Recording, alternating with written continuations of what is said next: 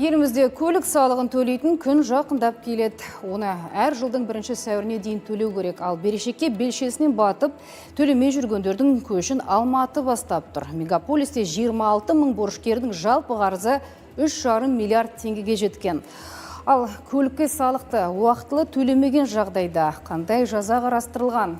Шынымен шетелге шыға алмай шоттарыңыз бұғаттала ма?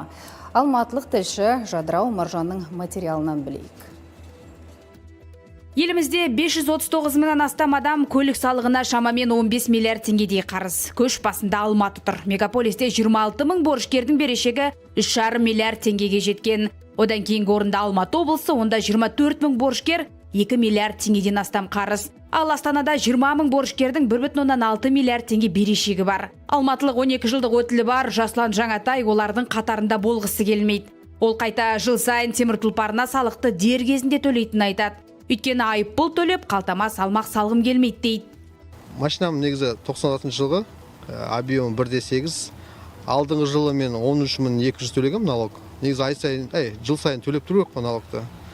Налог төлемесең, жаңағы ограничение болады. Шетелге шығатын болсаң, сол кедергілер болады. Сол кедергі жасамау үшін жыл сайын өзінің уақытында төлеп тұру керек. Штрафы деген де бар еще. Егер көлік салығының берешек сомасы 40 айлық есептік көрсеткіштен асса, елден шығуға тыйым салынады. Ескерте кетейік, биыл темір тұлпарға салық өткен жылдың айлық есептік көрсеткіші, яғни 3450 теңгемен есептеледі. Ал салықтың сомасын кірістер департаментінің порталында немесе е-салық азамат мобильді қосымшасы арқылы көруге болады.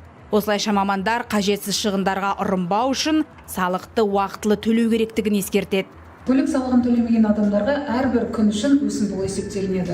Сот орындаушыларына салықтық бұйрық жіберіледі. Мүлікке және банк шоттарына тыйым салынады. Сонымен қатар, қарыз сомасының 25%-ын құрайтын мөлшерде сот шығындары қарастырылған.